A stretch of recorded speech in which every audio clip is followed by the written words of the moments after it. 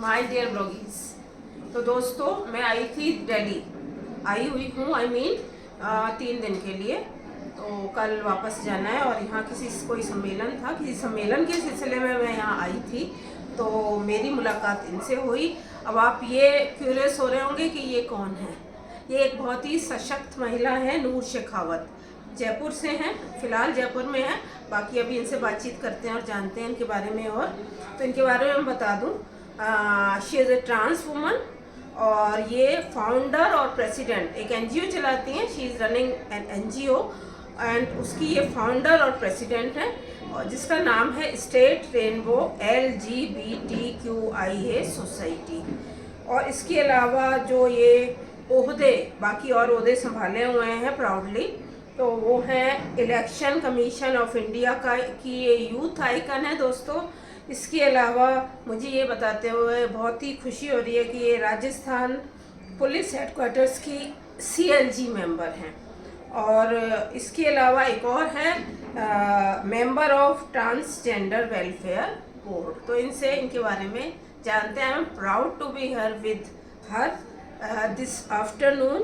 We had just had our lunch and we are here for interview and she is leaving for Jaipur। अभी ये जा रही हैं। और तो of course I am Anjana, as you know me, and I am interviewing Noor Shekhawat again for my YouTube channel Anjana K2 Vlogs, for you all, for myself and for all female especially, and for men and for each and everyone. So let's start our interview. तो welcome to my channel नूर शेखावत। सबसे पहले मैं आपका ये जो मैंने अभी आपके कुछ बताए हैं कि आप इन पोजीशंस पे हैं, तो इसमें headquarters police headquarters Rajasthan police headquarters की आप CLG मेंबर हैं। तो शायद दर्शकों को नहीं पता होगा, व्यूअर्स को। CLG मेंबर रहते हैं जो पुलिस के सहकर्मी रहते हैं, साथ में उनके काम करते हैं। इसलिए हम कह सकते हैं कम्युनिटी लाइजनिंग ग्रुप, जिसका हम वो है, उसका शॉर्ट फॉर्म रहता है CLG। अच्छा। तो मूविंग ऑन, मैं आपसे ये पूछना चाहती हूँ नूर के आप का can we go back and can we all know about your childhood, बचपन की यादें। अगर मैं बात करूँ मेरी चाइल्डहुड की जर्नी की, तो कुछ इस प्रकार रही है। पहले जैसे कि मैं एक ट्रांस वुमन हूँ जी। मेरा जो जन्म हुआ था, एक पुरुष के शरीर में मेरा जन्म हुआ था, but soul as I can say female की। बट ये इस चीज़ को स्वीकार्यता हमारा समाज नहीं देता है, ट्रांसजेंडर्स की इस चीज़ को जिसे हम कहते हैं। तो कहीं ना कहीं मुझे बहुत सारी प्रॉब्लम फेस करनी पड़ी थी। मेरे स्कूल में भी मुझे काफ़ी मुझे ह्यूमिलेट किया जाता था बच्चों के थ्रू। टीचर्स के पास में जाती थी शिकायत लेके, तो वो भी बोलते थे when you are a boy behave like a boy. वो भी नहीं समझ पाते थे। तो कहीं ना कहीं मुझे बहुत ज़्यादा प्रॉब्लम हुई अपनी स्कूलिंग में। जैसे जैसे करके मैंने अपनी स्कूलिंग पास आउट करी, 12th मैंने पास आउट की 2011 में। फिर उसके बाद मैंने जब फर्दर स्टडीज़ करने के लिए अपना कॉलेज ज्वाइन किया, तो यहाँ पे कोई कोविड कॉलेज नहीं था। कोविड कॉलेज में लड़के और लड़के दोनों साथ पढ़े हैं। कॉलेजेस अलग अलग थे गवर्नमेंट कॉलेजेस में, बॉयज़ का कॉलेज अलग, गर्ल्स कॉलेज अलग। तो मुझे मेरी आइडेंटिटी की वजह से मुझे बॉयज़ कॉलेज में एडमिशन मिल रहा था, तो जो कि मैंने एडमिशन लिया भी था, मैं गई भी थी। बट वहाँ पर मुझे इतना ह्यूमिलेट किया, वहाँ पर मुझे सेक्सुअली असॉल्ट भी किया गया। एडमिशन लेने गए के बाद हाँ, कॉलेज में मैं तो फिर वो प्रॉब्लम मुझे काफ़ी मैंने फेस करी उस टाइम पे भी। फिर मैंने इतना मैं ह्यूमिलेट हो चुकी थी उस चीज़ में, मैं कॉलेज में नहीं। तो ये आपको नूर किसके द्वारा ह्यूमिलेट किया गया? वहाँ अथॉरिटीज द्वारा तो नहीं? स्कूल अथॉरिटीज़ द्वारा नहीं किया गया था। मुझे वहाँ पे जो स्टूडेंट्स पढ़ रहे थे तो उनके द्वारा ही मुझे करा गया था। लेकिन वही चीज़ थी कि अब इन चीज़ का मैं अगर कंप्लेन लेकर अपने स्कूल अथॉरिटी के पास भी जाऊँ या कॉलेज अथॉरिटीज़ के पास भी जाऊँ, तो प्रशासन इस बात को समझता नहीं था। आज भी कहीं ना कहीं हमारा समाज चांद के साउथ जोन तक तो पहुँच गया है, बट कहीं ना कहीं दिमाग से खुलने की बहुत ज़्यादा आवश्यकता है, मुझे ऐसा लगता है कहीं ना कहीं। क्योंकि व्हेन इट कम्स टू, हम हर एक वर्ग पे बात करते हैं, हमें हर एक जाति बात करते हैं, but when it comes to a transgender हमें कहीं ना कहीं चुप्पी साध लेते हैं। अगर आप इसको मैं एक छोटे से वाक्य में आपको समझाऊंगी। किन्नर का आशीर्वाद सभी को चाहिए, पर किन्नर किसी के घर में पैदा हो जाए ऐसा किसी को भी नहीं चाहिए। तो वो एक प्रॉब्लम रहा था मेरे साथ। इस वजह से मैंने अपना कॉलेज 1 महीने किया, फिर 1 महीने बाद मैंने कॉलेज ड्रॉप आउट भी कर दिया था। 2017 में मैंने घर छोड़ दिया था जस्ट बिकॉज क्योंकि आप एक एज में आप बढ़ रहे होते हैं, फैमिली की कुछ एक्सपेक्टेशंस होती हैं आपसे, फैमिली चाहती है एक्सटेंड करें, आप शादी करें, बच्चे पैदा करें, पर मैं वो कर नहीं सकती थी because I am a female in my inner body, like inner soul is my female. तो वो मैंने 2017 में घर छोड़ा, फिर मैं किन्नर समाज में चली गई थी, किन्नर समाज में चली गई थी, बधाई का काम भी मैंने किया, जो होता है हाँ जो रहता है बधाई का काम, वो मैं करने लगी। 2017 में चली गई थी, फिर 2021 को मैं वापस जयपुर आ गई थी। Okay, I am interrupting you a bit Noor. मुझे ये बताइए कि जब बचपन में आपको when you came to know, देखिए ये चीज का रियलाइजेशन आपको एक पर्टिकुलर टाइम पीरियड में नहीं होता है, right? When you have some knowledge about your sexual orientations, कि एक लड़की एक लड़के से प्रभावित रहती है, एक लड़का एक लड़की से प्रभावित रहता है, उस एक एज पे आपको पता लगता है कि neither you are interested in a male, like not in a female but yes in a male. तो वो एक चीज रहती है। तो पर्टिकुलरली एज का मैं बता नहीं पाऊंगी किस एज में मुझे ऐसा लगा, बट यस फ्रॉम लाइक जब आप होश संभालते हो, राइट, तब से आपको ये चीज का पता रहता है। फिर मैं जब घर छोड़ के चली गई थी 2021 में वापस मैं जयपुर आई थी, तब मेरी मुलाकात हुई थी शिवराज गुर्जर जी हैं जो राजस्थान यूनिवर्सिटी में पीएचडी कर रहे हैं, ट्रांसजेंडर्स उनका सब्जेक्ट था। तो उनकी पहली थीसिस ही मैं थी एज अ रिसर्चर, वो थीसिस जो थी उनकी मैं ही थी पहली। तो उन्होंने मुझे गाइड किया, नो जब आप इतना अच्छा बोल लेते हो, आप इतने वेल डेवलप्ड हो, आप इतने वेल स्किल्ड हो, तो why not you like continue your further studies. And I was like I don't have my documents and if I am going to take a admission, like I get an admission to a boys college, not in a girls college, but I'm a like female, how can I like study in a boys college? So then he said कि like you have options in that, you have some NALSA judgment जो 2014 में आया था, उसमें ये option था कि जितने भी गवर्नमेंट एजुकेशन मतलब जितने भी गवर्नमेंट सेक्टर्स होंगे, डिपार्टमेंट्स होंगे, जो भी फॉर्म्स होंगे, मतलब मेल फीमेल और ट्रांसजेंडर का ऑप्शन आएगा। बट 2014 में जब ये हमारा वर्डिक्ट आया, नालसा जजमेंट जब आया था, पर इम्प्लीमेंट काफ़ी सारी जगहों पे नहीं हो पाया था।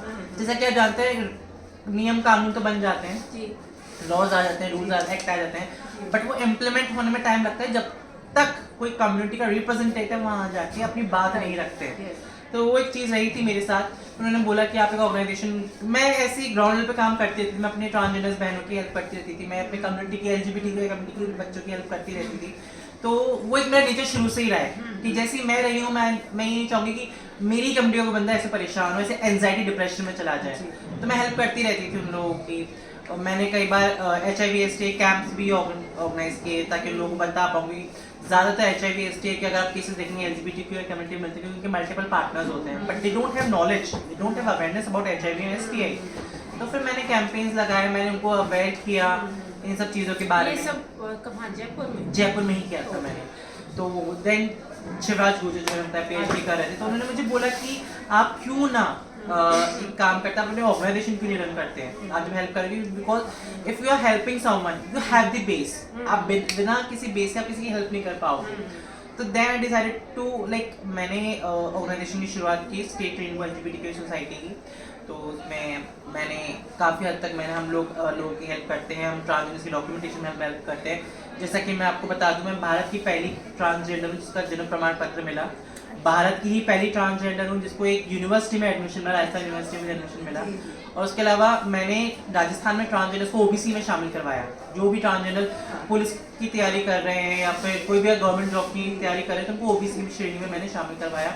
उसके अलावा राजस्थान से एक ID कार्ड बनता है, जन आधार कार्ड, जिससे जैसा अपना सेंट्रल में आयुष्मान चलता है वैसे ही राजस्थान में जन आधार चलता है। तो उसमें 25 लाख रुपये का हेल्थ कवर इंश्योरेंस था, बट यूजली वो घर की महिलाओं के नाम पे ही बनता था, ट्रांसजेंडर्स का नहीं बनता। जब मैंने अप्लाई करना चाहा तो उसमें ये लिखा हुआ है कि ये जो ये व्यक्ति है वो ये कार्ड पाने के योग्य नहीं है, क्योंकि उसमें और मतलब जो वेबसाइट थी, ऑनलाइन पोर्टल जो था, उसके अंदर ऑप्शन ही नहीं दे रखा था थर्ड जेंडर का। उसमें मेल फीमेल का ऑप्शन था, बट थर्ड जेंडर का ऑप्शन नहीं था। काफ़ी मुश्किलों के बाद, मुद्दतों के बाद फिर मैंने जब वहाँ के डायरेक्टर से बात करी, उनको समझाया सर ऐसी बात है, तब जाके उन्होंने पोर्टल पे भी दिया ट्रांसजेंडर, और फिर मेरा भी वो आया बनके।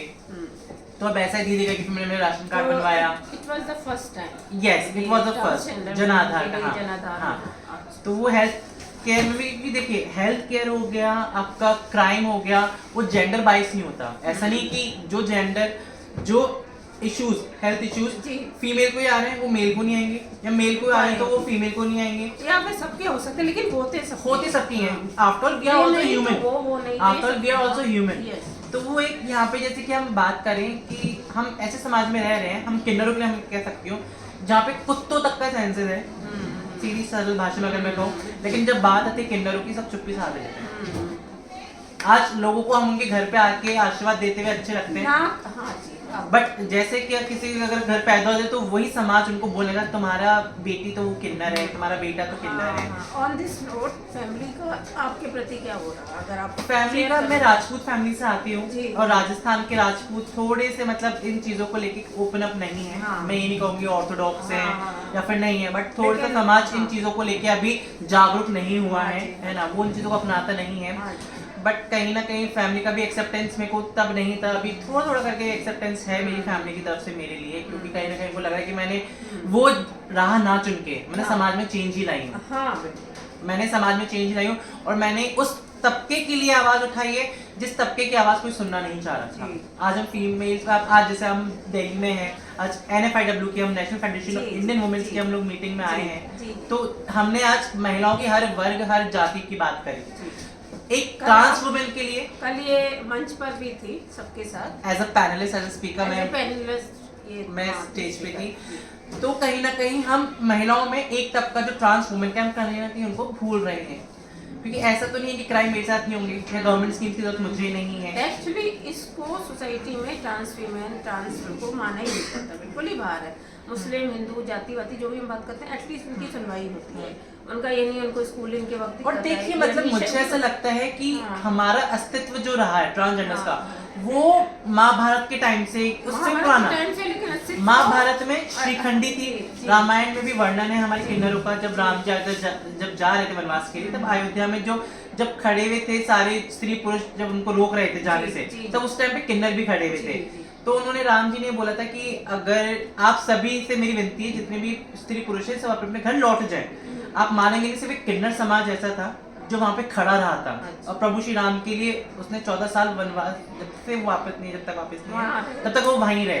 और उन्होंने आते ही राम जी ने पूछा कि आप लोग क्यों खड़े रहे, तो आपने कहा था कि आपने जो आज्ञा दी थी वो स्त्री और पुरुष के लिए दी थी, हमारी तो आपने कोई आज्ञा ही नहीं दी, तो इसलिए हम लोग यहाँ पे। तब से उनका ये था कि तब से किन्नर को सर्वप्रिय माना गया है, कि जब भी किसी के घर खुशी होती है, शादी ब्याह होते हैं, कोई नांगल होता है घर का, जी, जी। बच्चा पैदा होता है, तो किन्नरों को बुलाया जाता है। वो इसलिए क्योंकि हमारे को देवताओं का ही वरदान हमें दिया गया है। आपको आप जैसे कम्युनिटी है ट्रांस वीमेन या ये जो ट्रांस कम्युनिटी है, आपको कभी ऐसा एक्सपीरियंस हुआ है, अब आप तो एक उस पे पहुंच गई हैं, हाँ। मकाम पे जिसको बोलते हैं, कि जो ये लोग घर जाके, जो आप भी कह रही हैं, मैंने भी किया है बधाई दाने का और ये सब, तो अभी जो करती हैं आप उनके टच में हैं, कि जो उनको बुलाते हैं ये सब करने के लिए, बधाई लेने के लिए और आशीर्वाद देने के लिए, कभी ये भी होता है कि वो डुअल वो उसमें रहते हैं कि हिपोक्रेसी के, वो मजाक भी उड़ा रहे हैं, उनका मखौल भी बना रहे हैं। नहीं, वो देखिए मुझे ऐसा लगता है कि मेरे एडमिशन लेने के बाद हाँ जी। राजस्थान यूनिवर्सिटी में एडमिशन लिया, तब पंजाब यूनिवर्सिटी, महाराष्ट्र यूनिवर्सिटी और यूपी यूनिवर्सिटी ने सीट रिजर्व कर दी ट्रांसजेंडर्स के लिए। जी, जी। ठीक है, मेरे एडमिशन के बाद काफी ऐसे ट्रांसजेंडर जो मेरे को फोन के पूछने दी थी, हमको एडमिशन लेना है, हमको अच्छा। आगे पढ़ाई करना है, गवर्नमेंट जॉब के लिए फाइट करना है, अच्छा। तो हम कौन से कोचिंग सेंटर में जाए, जी, आप जी। हमें गाइड कीजिए। तो काफी हद तक कहीं ना कहीं चेंज आया है। मैंने जब डॉक्यूमेंटेशन बनाया हाँ। तो इलेक्शन कमीशन ऑफ इंडिया, निर्वाचन आयोग जो है, उन्होंने मुझे राजस्थान में यूथ आइकन बनाया। तो काफी हद तक चेंजेस आए हैं और काफी हद तक पॉजिटिव चेंजेस ही हैं। देखिए positive। मैं एक बीए की स्टूडेंट हूँ, मेरा जो सब्जेक्ट है सोशियोलॉजी है, ठीक है। सोशियोलॉजी में ये चीज़ है कि एक सोशल चेंज आने में सोसाइटी में 100 वर्ष का टाइम लग जाता है, 100 साल का टाइम लग ही जाता है, ठीक है। तो ये एक सोशल चेंज आने में भी मुझे ऐसा लगता है कि 100 साल का टाइम तो नहीं लगेगा, बट स्टिल सम टाइम तो लगेगा। यही बहुत बड़ी बात है कि आज हम बैठ के इस मुद्दे पे, इस चर्चे पे हम लोग इतना बात कर पा रहे हैं। बैठ के रिलैक्स होके, एग्जैक्टली। बात कल जैसा कि हम आपसे जी। दर्शकों से शायद बता ही रहे थे हाँ, कि जी, जी। हम लोगों ने दिल्ली में एक NFIW की W हमने कॉन्फ्रेंस अटेंड की है, जिसके अंदर 400 महिलाएं आई थी, 400 प्लस महिलाएं थी, अलग अलग राजस्थान, इंडिया के अलग अलग स्टेट से आई हुई थी। तो कहीं ना कहीं मुझे ऐसा लगा कि उन लोगों ने भी मेरी बातों को कहीं ना कहीं समझा, और मैंने ये मुद्दा भी, नहीं, वैसे तो टाइम साथ चेंजिंग, हाँ वो चीज़ फॉर द है, better, I mean for the betterment of the society. Yes, yes. क्योंकि जब हम इंक्लूजन की बात करते हैं ना, तो हम इंक्लूजन की जब हम बात करते हैं तो इंक्लूजन तभी सही मायने में होगा जब हम सबको साथ लेकर आएंगे, ना कि कोई एक ही वर्ग आगे बढ़ेगा।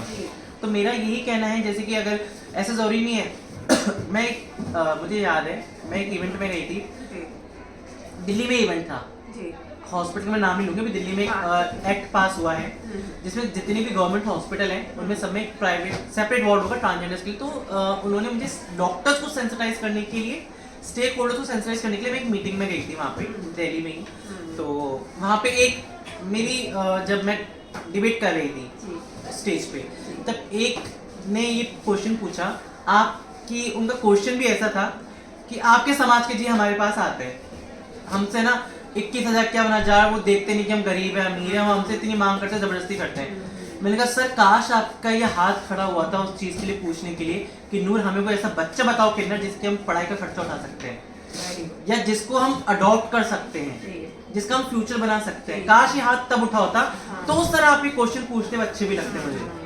लेकिन आप ये क्वेश्चन अगर पूछ रहे तो उसका भी आंसर मैं जरूर देना चाहूंगी कि सर यही समाज है जो अभी बैठा हुआ है इस हॉल में, अभी यही समाज है जो हमको नौकरी नहीं देता किन्नरों को, है ना। आपने किस किन्नर को, अब मुझे बताइए अभी किस किन्नर के लिए आपने नौकरी के लिए आपने कुछ प्रावधान निकाला है? ना जॉब में रिजर्वेशन, ना प्राइवेट में रिजर्वेशन है, ना गवर्नमेंट रिजर्वेशन है, कहीं भी रिजर्वेशन नहीं है, कॉर्पोरेट सेक्टर्स में भी कहीं पे भी नहीं है। तो जिनका इनकम सोर्स ही कुछ नहीं है, जो अपनी जिंदगी की रह बसर के लिए कुछ काम करेंगे या नहीं करेंगे, उनको पढ़े पढ़े तो आज तक किसी को रोटी मिलती, पढ़े पढ़े तो आपको आप अपने माँ बाप को भी रोटी नहीं देते, किसी को मिलती भी नहीं है और किसी को खाने भी नहीं। और आप जैसे जो हैं खुददार लोग वो तो लगे ही हुए हैं। तो इसके अलावा आप जो जैसे उन किन्नरों के टच में रहती हैं जिनका जो इस तरह के, क्योंकि ये बुक स्टोर है तो यहाँ थोड़ा सा चलता रहता है फुटफॉल्स लोगों के बुक्स खरीदने के लिए। जैसे अभी मेरा पहले वाला, अब इससे पहले जो देखेंगे एक क्लिप, वो मैं यहाँ बुक्स खरीद रही थी तो बनाई थी।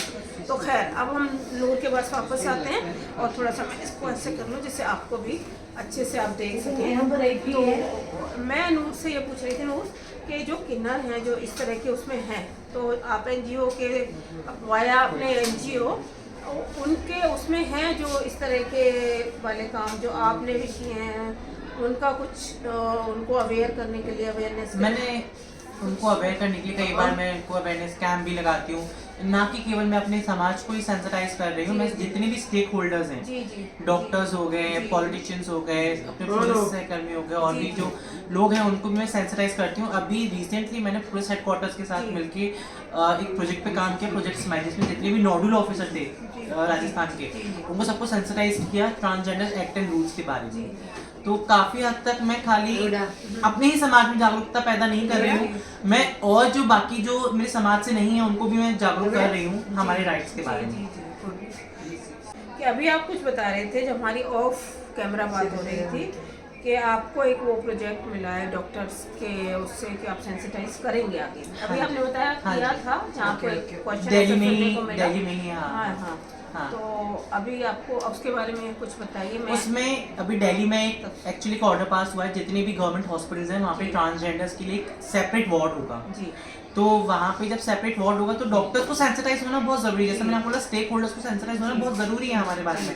अगर वही सेंसिटाइज नहीं है कि ट्रांसजेंडर्स में कैसा रहता है, भी जहाँ तक आप लोगों को देखेंगे they are totally confused about sexuality and gender, है ना। लोग अब सेक्सुअलिटी और जेंडर को दोनों को मिक्स ही कर देते हैं, being a gay, being a lesbian, being a bisexual, being a heterosexual, pansexual, asexual, binary, non-binary, they are sexuality, they are sexual orientation, right?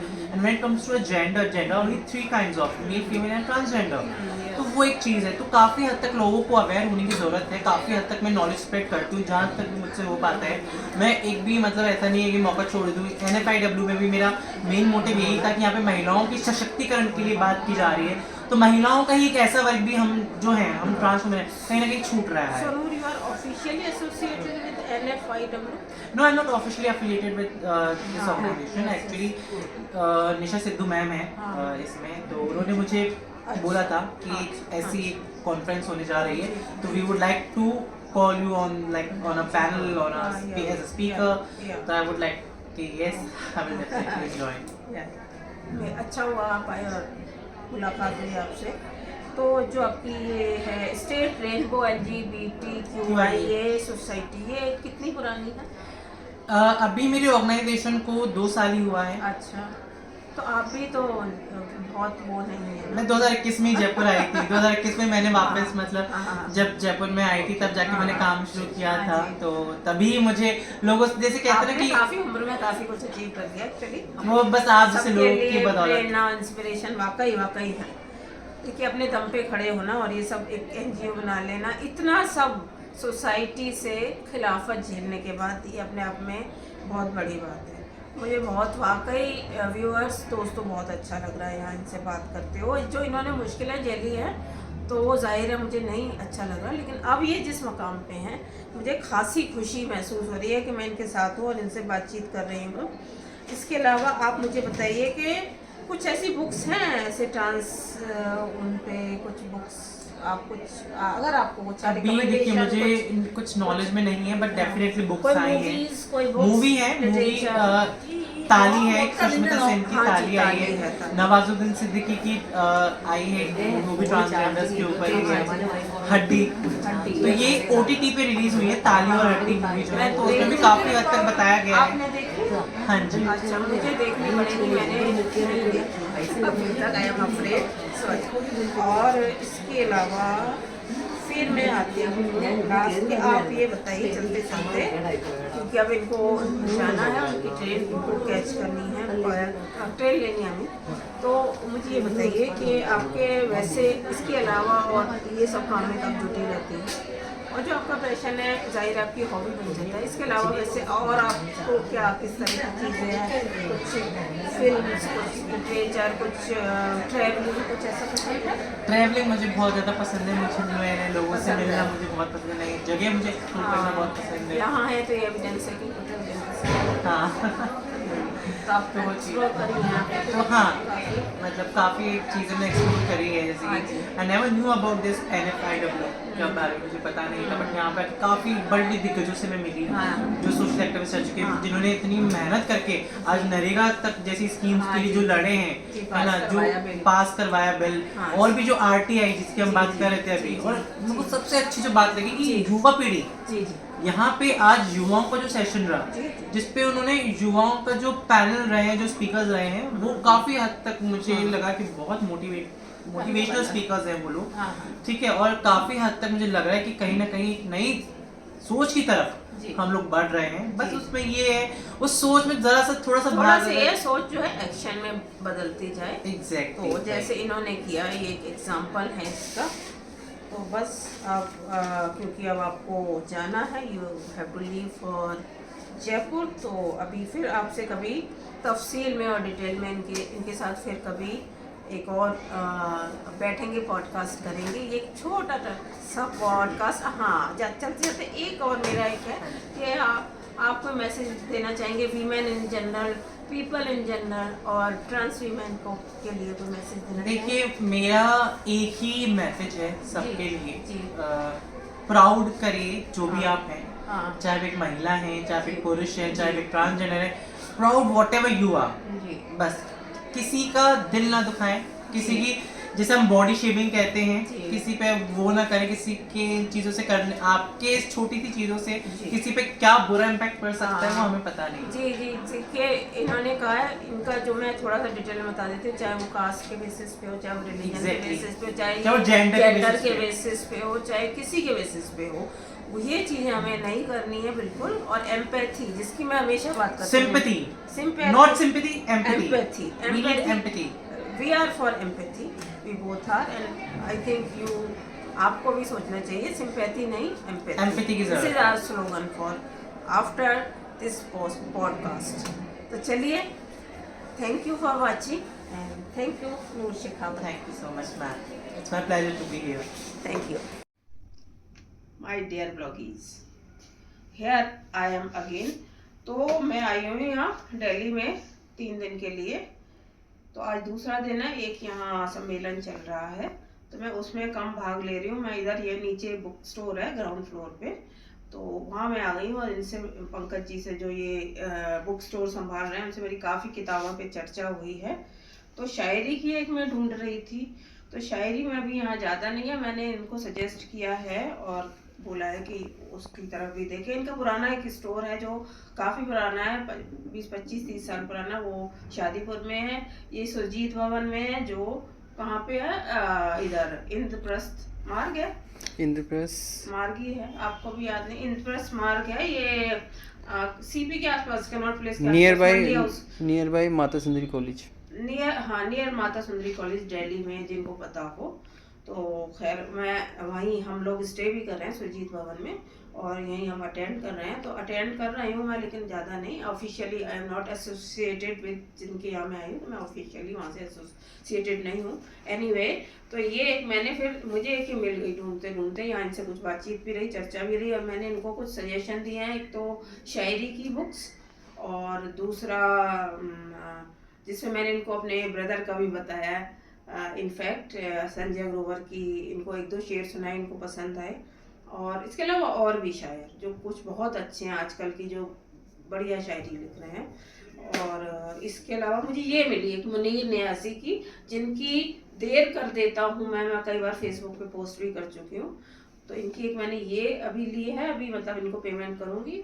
और दूसरी ये है छुआछूत, जो हैं दलित राइटर शरण कुमार लिम्बाले, काफ़ी ढूंढी तो बुक्स पढ़ना थोड़ा बंद हो गया। तो मुझे ये सोच रही थी कि जो अच्छी लगे, जो वाकई लगे कि मैं पढ़ पाऊँगी, जिससे मुझे कुछ नई इंसाइट्स और कुछ नए पर्सपेक्टिव मिलेंगे, वो मैं ख़रीदूँ।